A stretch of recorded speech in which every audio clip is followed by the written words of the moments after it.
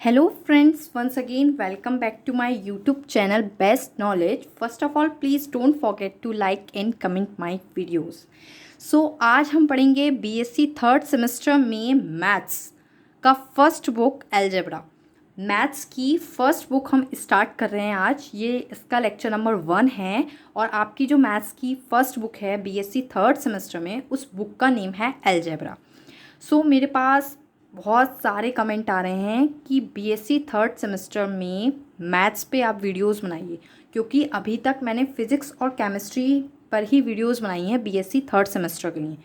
अगर आपको केमिस्ट्री या फिज़िक्स की वीडियोस देखनी हैं तो आप मेरे चैनल पर जाकर देख सकते हैं। उसकी भी मैंने प्लेलिस्ट क्रिएट की है, आप वहाँ से जाकर मेरे फिज़िक्स और केमिस्ट्री के लेक्चर्स भी देख सकते हैं।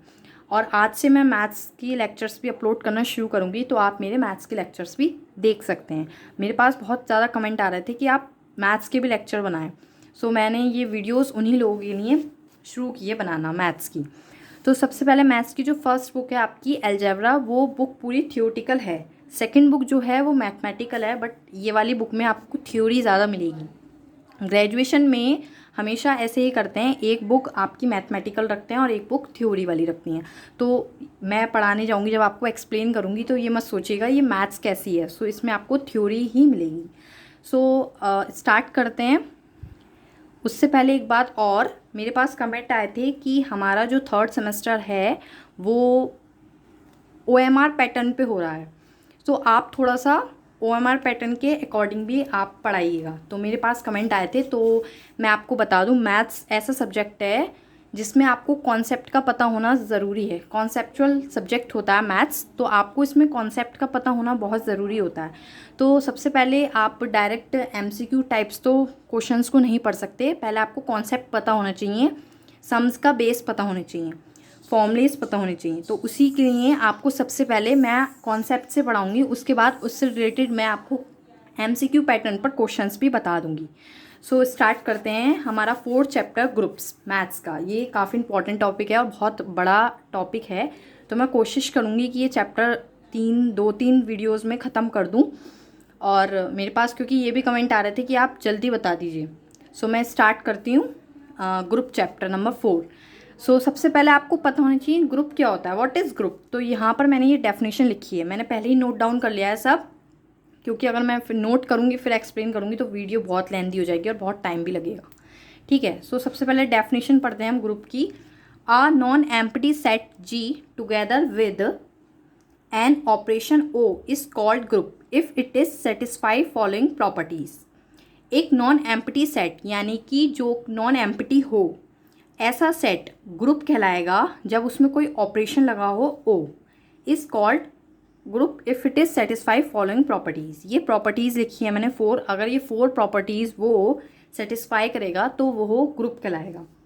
देखिएगा ग्रुप की 4 प्रॉपर्टीज़ होती हैं: closure axiom, associative law, existence of identity element and existence of inverse element. ठीक है, सबसे पहले 4 प्रॉपर्टीज़ के बारे में पढ़ते हैं कि 4 प्रॉपर्टीज़ में क्या क्या होता है।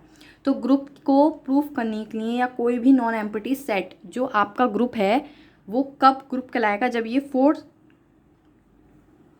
प्रॉपर्टीज़ को सेटिस्फाई करेगा। फर्स्ट है क्लोजर एक्सियम। क्लोजर एक्सियम में क्या होता है कि अगर कोई फॉर एवरी A और B, अगर 2 एलिमेंट्स हैं A एंड B जो कि बिलोंग कर रहे हैं G में, ग्रुप में, तो अगर उन दोनों A और B में कोई ऑपरेशन लगता है तो वो भी बिलोंग करेगा G से।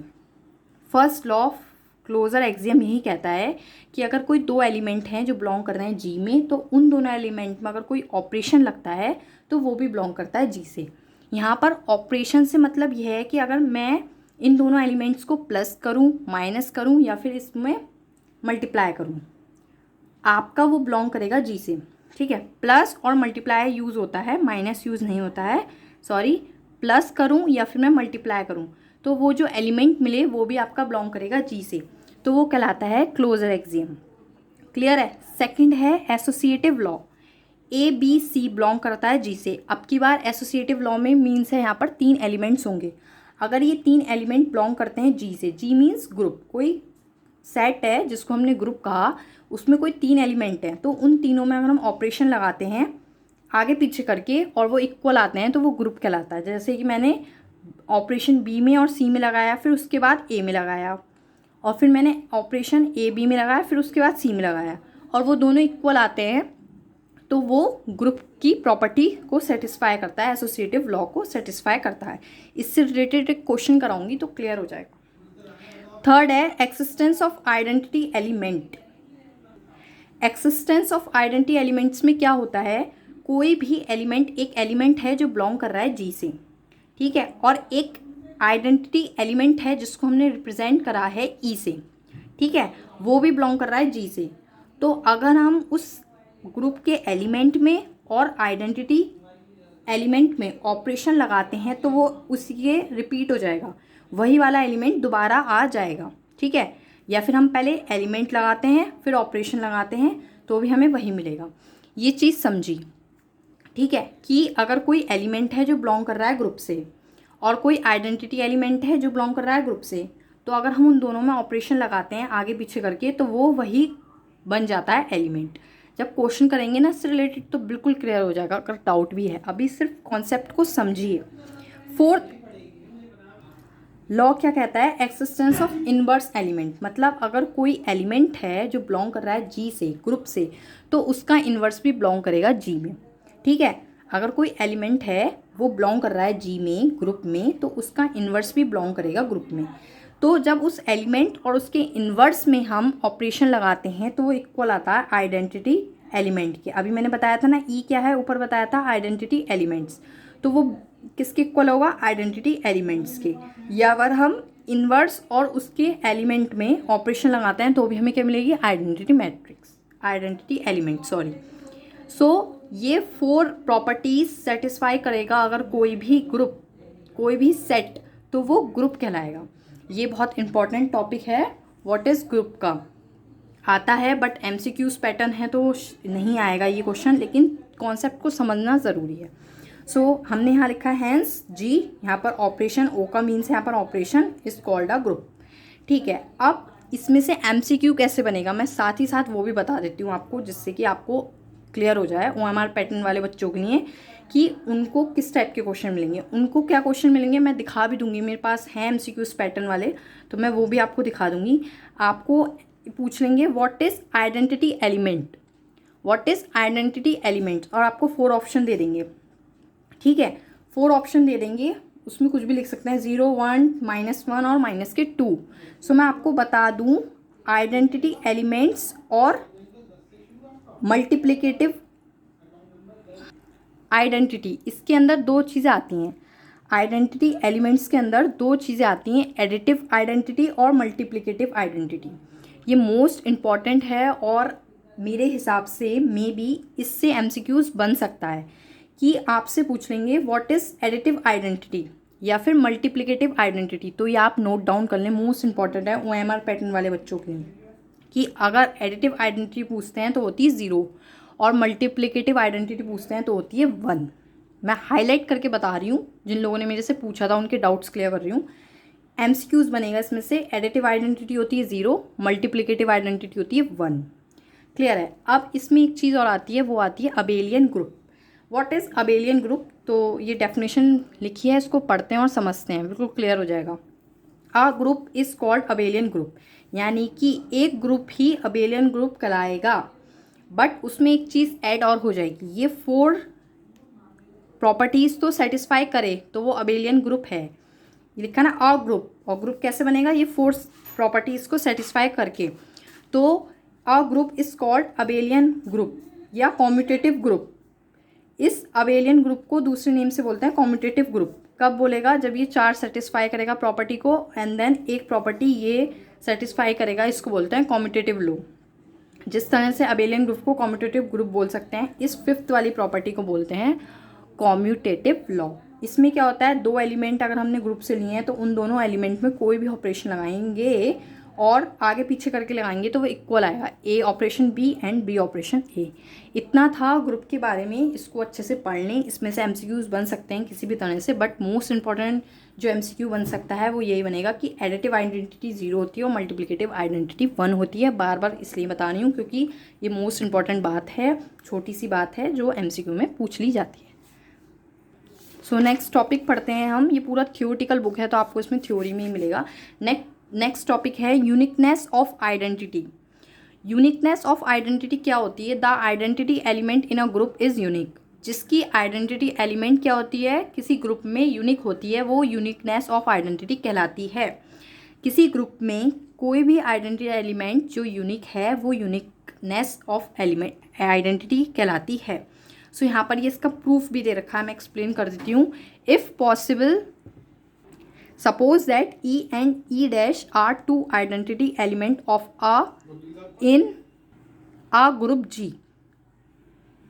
इट मीन्स क्या है? इफ़ पॉसिबल, अगर कैसा पॉसिबल है? Suppose that E and E dash are two identity elements। हमने कंसिडर करा है, सपोज क्या है कि दो आइडेंटिटी एलिमेंट्स हैं E and E dash, ठीक है, इन अ ग्रुप, एक ग्रुप G में। मैं फिर से बता रही हूँ, यूनिकनेस ऑफ आइडेंटिटी को मैं यहाँ पर प्रूफ करना बता रही हूँ कि यूनिकनेस ऑफ आइडेंटिटी होती क्या है, तो उसका प्रूफ है, मैं वो बता रही हूँ। तो सबसे पहले हमने सपोज कर लिया दो एलिमेंट्स हैं E एंड E डैश, ठीक है, are two identity elements of a group के। So E is an identity element. जब आइडेंटिटी एलिमेंट है तो मैंने पीछे जो एक प्रॉपर्टी कराई थी एक्सिस्टेंस ऑफ आइडेंटिटी एलिमेंट्स, वही रखी है। आइडेंटिटी एलिमेंट से कराओगे, उसमें ऑपरेशन लगाया मैंने यहाँ पर डॉट ऑपरेशन, मल्टीप्लाई वाला मल्टीप्लिकेटिव आइडेंटिटी लगाई है, डॉट लगाया है तो भी वही एलिमेंट मिल रहा है, और E डॉट ए लिखा है तो भी हमें वही एलिमेंट मिल रहा है। First, second, same E dash is also an identity element. इसमें इट मीन्स E डैश भी क्या है? एक आइडेंटिटी एलिमेंट है। सो उसकी हम जब डॉट कराते हैं ए E डैश इक्वल्स टू वही एलिमेंट मिलेगा E डैश ए। यहाँ पर E डैश और E दोनों ही आइडेंटिटी एलिमेंट्स हैं, और आइडेंटिटी एलिमेंट्स मैंने अभी पीछे बताई थी एक्सिस्टेंस ऑफ आइडेंटिटी एलिमेंट में, कि जब उससे ही हम उसका ही ऑपरेशन लगाते हैं तो हमें वही एलिमेंट मिलता है। यहाँ पर हमने डॉट यानी कि मल्टीप्लाई वाला ऑपरेशन लगाया है। ग्रुप में सिर्फ दो ऑपरेशन लगते हैं, एक मल्टीप्लाई का और एक प्लस का, ठीक है, उसी के अकॉर्डिंग मैंने आपको बताया है। सो अब फर्स्ट और सेकंड, इसको मैंने फर्स्ट लेट कर लिया, इस इक्वेशन को मैंने सेकंड लेट कर लिया। इन दोनों इक्वेशन को लेट करने के बाद हमने फ्रॉम फर्स्ट एंड सेकंड से क्या लिया है? दोनों ए बराबर हैं तो AE बराबर AE डैश लिख सकते हैं। देखिएगा इसके LHS, अगर मैं ये सिर्फ यही वाले टर्म देखूँ, इन्हें हाइड कर लूँ तो देखिएगा AE equals to A and AE dash equals to A, यानी कि इनके LHS वाले टर्म सेम हैं, तो RHS वालों को भी हम इक्वल रख सकते हैं, ठीक है।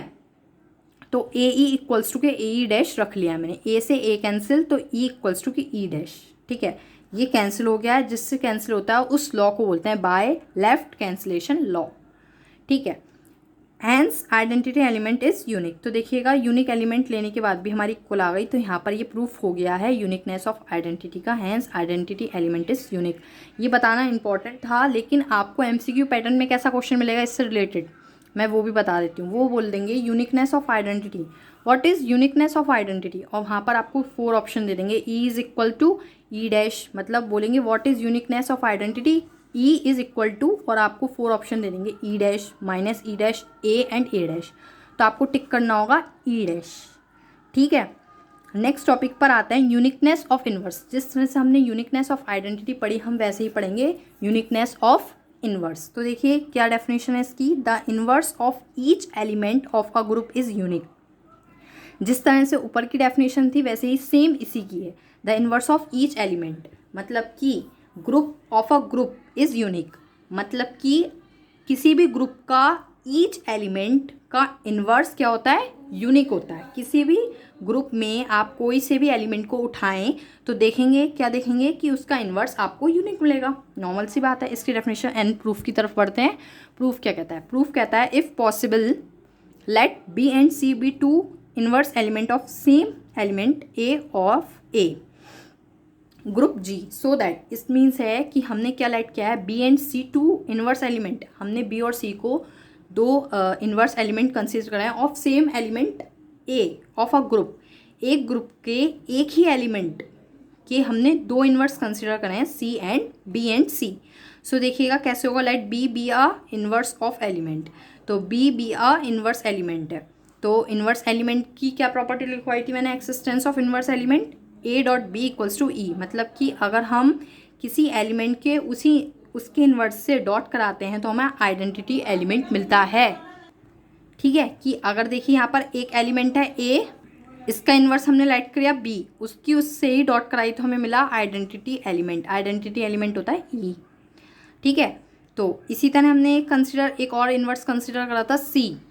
ठीक है, सी इन्वर्स कंसिडर कराया, तो let C be inverse element of A. So जब उसकी इससे डॉट कराएंगे तो भी हमें क्या मिलेगी, आइडेंटिटी एलिमेंट्स। तो इस तरह से हमारी ये दो इक्वेशन बनी है। नेक्स्ट पेज पर देखिएगा,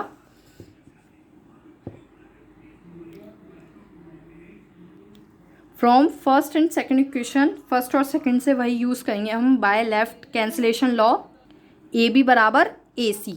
सो ए से A cancel, by left cancellation law B equals to C, hence inverse element is unique. So जब अगर आपका थियोटिकल एग्ज़ाम है, थियोटिकल एग्ज़ाम पैटर्न है, तो ये सारी टॉपिक्स प्रूफ करने के लिए आते हैं। सो इसलिए मैं आपको अच्छे से एक्सप्लेन कर रही हूँ। जो थियोटिकल वाले देख रहे हैं तो उनके लिए प्रूफ करने के लिए आएंगे तो वो आराम से कर पाएंगे, लेकिन जिनके लिए एमसीक्यू है उनके लिए तो ईजी है। बस आपको कॉन्सेप्ट याद रखना है कि यूनिकनेस ऑफ इन्वर्स में आपका जो दोनों इन्वर्स आपने कंसिडर करे हैं वो इक्वल आएंगे। ठीक है, तो अब नेक्स्ट पढ़ते हैं, इस प्रूफ की तरफ बढ़ते हैं। इस प्रूफ को, ये प्रूफ बहुत ज़्यादा इंपॉर्टेंट है।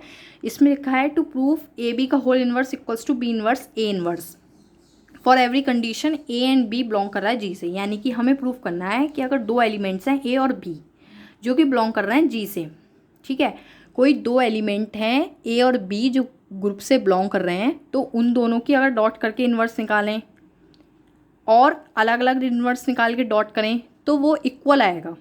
ठीक है, इन दोनों की हमने मल्टीप्लाई करी, ए बी की, उसका होल इन्वर्स निकाला, और पहले एक एलिमेंट का इन्वर्स निकाला, फिर दूसरे एलिमेंट का इन्वर्स निकाला और फिर डॉट करी, तो वो इक्वल आएंगे। ठीक है, ये हमें प्रूफ करके लाना है, तो इसका प्रूफ है। सो आपको पता है एमसीक्यू में कैसे मिलेगा, आपको देंगे इन अ ग्रुप जी इफ़, ध्यान से सुनिएगा, in a group G if A B का होल इन्वर्स, ठीक है, ए बी का होल इन्वर्स, देन आपको ये ऑप्शन दे देंगे, उसमें 4 ऑप्शन दे देंगे, B inverse, A inverse, A inverse, B inverse, और 2 ऑप्शन कोई और। तो आपको उसमें ढूंढना होगा कि ए बी का होल इन्वर्स इक्वल होता है बी इन्वर्स ए इन्वर्स से। इस तरह से आपके एमसीक्यूज़ बनेंगे। एमसीक्यू वाले बच्चे बहुत परेशान थे कि कैसे कैसे करेंगे हम, किस तरह से क्वेश्चंस बन के आएंगे। उनको ये डाउट था कि किस तरह से क्वेश्चंस बनकर आएंगे। हमने तो मैथ्स पूरी पढ़ी है, पूरे बड़े बड़े सवाल किए हैं, कॉन्सेप्ट से किया है, तो किस तरह से बन पाएंगे, तो उनकी मैं हेल्प के लिए बता रही हूँ। सो ये स्टेटमेंट है, इस प्रूफ का स्टेटमेंट है, जो ये बात छोटी सी लिखी है, इसको इन्होंने इतना बड़ा बताया है कि क्या लिखा है, तो मैं एक्सप्लेन करती हूँ। लिखा है the inverse of product two element. देखिए, the inverse of product two elements, 2 elements की प्रोडक्ट का inverse of a group G, एक ग्रुप जी का, is the product of the inverse, किसके इक्वल है, is the product of the inverse taken in the reverse order. Reverse लिया है, पहले देखिए यहाँ ए और बी है, यहाँ पर क्या है, पहले बी है फिर ए है। The product of inverse taken in the reverse order, ये हमको बोला है, इसका स्टेटमेंट है जो ये इस तरह से लिखा है। मैं एक चीज़ बता दूं, अगर बच्चों को डाउट हो रहा हो, अगर स्टूडेंट्स को डाउट हो रहा हो, तो मैं एक चीज़ और बता देती हूँ। तो देखिएगा, मैं यहाँ पर एक बात ये बताना चाहती हूँ कि बहुत से स्टूडेंट्स को शायद डाउट हो रहा हो, वैसे होना नहीं चाहिए, कि ये ग्रुप है क्या, लैंग्वेज तो समझा दी। सो मैं आपको बता दूँ, मैंने आपको बताया यहाँ पर ग्रुप की स्टार्टिंग की डेफिनेशन में, यहाँ मैंने एक बात बताई कि आ नॉन एम्प्टी सेट जी, तो इसका मतलब है हमने कोई ग्रुप कंसीडर करा है, नॉन एम्प्टी सेट जिसमें कुछ भी नंबर्स हैं, सपोज 1 2 3 4 5, ये एक सेट बनाया, इसको हम ग्रुप कह सकते हैं। ये हमने एक सेट बनाया है 1 से लेकर 5 तक का, इसको हम ग्रुप कह सकते हैं अगर इसको हम नॉर्मल वे में समझें। वैसे तो ग्रुप की प्रॉपर डेफिनेशन मैंने आपको बता दी, बट जैसे मैं यहाँ पर कह दूँ नेचुरल नंबर्स, ठीक है, नेचुरल नंबर्स का सेट, सेट तो आप पढ़ के आए होंगे, 11th क्लास का कॉन्सेप्ट है सेट्स। तो नेचुरल नंबर, तो नेचुरल नंबर का जो सेट बनेगा उसको हम ग्रुप कहेंगे। कब कहेंगे, जब वो 4 प्रॉपर्टीज सेटिस्फाई करेगा। तो नेचुरल नंबर का सेट है, set of natural number, set of natural number is called group if it it will satisfy this 4 properties: closure law, associative law, existence of identity and existence of inverse element. ठीक है, सो अब इस group की तरफ, इस proof की तरफ हम बढ़ते हैं। मैंने स्टेटमेंट बता दिया था, मेरे माइंड में आया तो मैंने बता दिया कि ग्रुप बच्चों को डाउट ना हो। अब आगे इसके प्रूफ की तरफ बढ़ते हैं। Suppose A and B any 2 elements of G. मैं बता दूं, जिनको प्रूफ भी करना सीखना है अच्छे से, तो हम क्वेश्चन में से ही प्रूफ करना सीखते हैं। हमेशा प्रूफ वाले जो क्वेश्चन होते हैं हम क्वेश्चन से देखना शुरू करते हैं। हमने क्वेश्चन में देखा कि 2 एलिमेंट्स हैं जो बिलोंग कर रहे हैं जी से, तो मैं वही बात हमने अपने प्रूफ में लिखी है।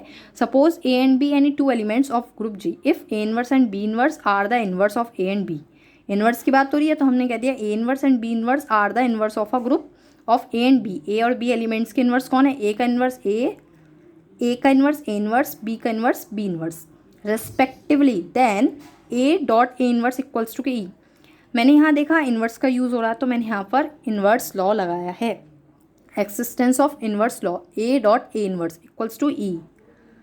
ए इनवर्स ए, इसका उल्टा लिखते हैं। इनवर्स लॉ लगाया। इनवर्स में क्या होता है? किसी भी एलिमेंट की इनवर्स से मल्टीप्लाई कराते हैं, उसका ऑपरेशन लगाते हैं तो हमें आइडेंटिटी एलिमेंट्स मिलता है जो कि ई होता है। इसी तरह बी में लगाया, बी इनवर्स इक्वल्स टू के E equals to B inverse B. अब क्या करा मैंने? एसोसिएटिव लॉ लगाया। एसोसिएटिव लॉ लगाया, देखिएगा कैसे, A B inverse A inverse equals to A B inverse A inverse. Associative law में क्या होता था? 3 एलिमेंट लेते थे ना, तो A B inverse A inverse equals to A B inverse A inverse. इन दोनों को, इसको और इसको साथ लिख दिया है इस वाले में, और ए इनवर्स को अलग कर दिया। इस तरह से मैंने ये एसोसिएटिव लॉ से लिखा है। सो मैं, ये बन गया A B A E A inverse. देखिएगा इसको मैं सेटिस्फाई करूँगी। सो देखिएगा बी इनवर्स जो होगा ई होगा। कैसे? बी इनवर्स, किसी भी एलिमेंट का उसी से इन्वर्स का डॉट क्या होता है? ई। अभी तो ऊपर बताया ए इन्वर्स बी है, बी इन्वर्स ई है, तो यहाँ पर बी इन्वर्स कितना हो जाएगा? ई। तो ए ई इन्वर्स ए, और ए ई वही बात आ जाती है जो हम बात करते हैं किस में?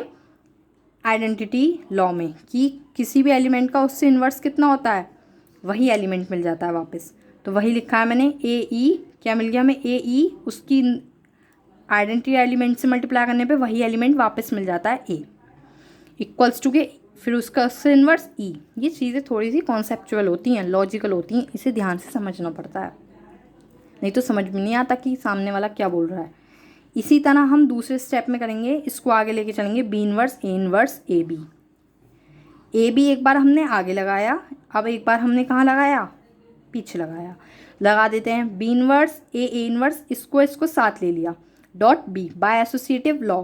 B inverse A inverse A inverse की उसी एलिमेंट से कराएंगे, आइडेंटिटी एलिमेंट्स मिलेगा। बी इनवर्स ई बी को साथ लिख लिया, आइडेंटिटी एलिमेंट्स की एलिमेंट से कराते हैं वही एलिमेंट मिलता है। कॉन्सेप्ट क्लियर रखना पड़ता है। B inverse B equals to के ई। तो ए बी का होल इनवर्स, देखिएगा ये जो हमने प्रूफ करके लाया है ई के इक्वल आ गया, ये वाला जो लेकर आया ये बी के इक्वल आ गया, तो ये और ये वाला इक्वल हो गया। ए बी का whole inverse equals to B inverse A inverse.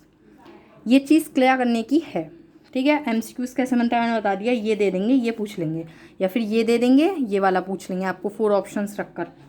तो आपको इतना पता होना चाहिए कि ए बी का होल इनवर्स पूछा है ना, तो बी इनवर्स ए इनवर्स अलग अलग सेपरेट इनवर्स आ जाएगा और रिवर्स हो जाएगा। बी पहले आ जाएगा, ए बाद में। अगर यहाँ पर लिखा होता बी ए का होल इनवर्स तो क्या होता? ए इनवर्स बी इनवर्स, पलट के आ जाता। एमसीक्यू में ऐसे होगा ये क्वेश्चन, ठीक है।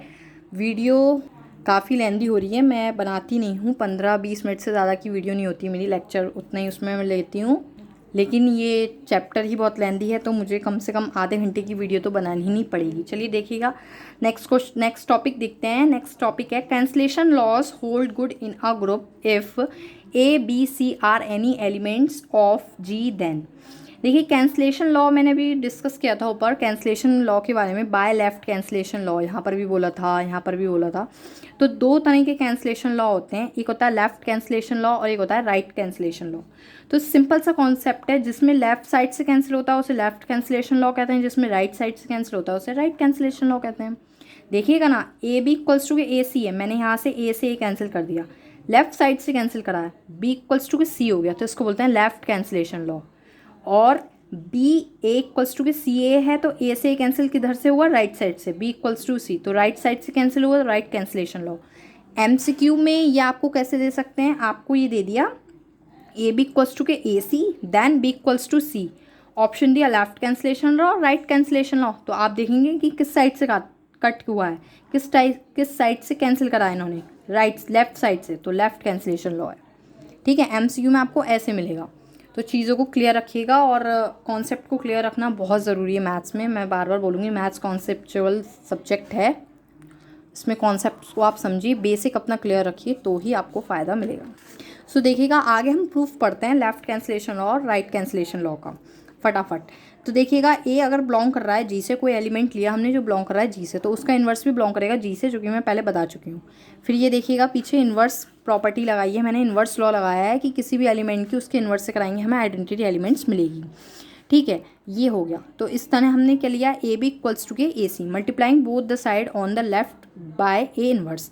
हमने ये चीज़ अपने पास से ली है, ए बी इक्वल्स टू के ए सी। अब क्या करा, इस इक्वेशन में हमने दोनों side multiplying both the side on the left by A inverse, क्या करा, लेफ्ट में ए इन्वर्स से मल्टीप्लाई कर ली। जब हमने ए इन्वर्स से मल्टीप्लाई कर ली लेफ्ट में, क्योंकि हम लेफ्ट कैंसलेशन लॉ प्रूफ करेंगे, तो जब हमने लेफ्ट साइड में ए इन्वर्स से मल्टीप्लाई कर दी, अब इन दोनों को एक साथ ले लेते हैं, ए इन्वर्स ए, बी को अकेला रख देते हैं, यहाँ पर भी इसको साथ ले लेते हैं, ए इन्वर्स ए, सी को अकेला रख देते हैं।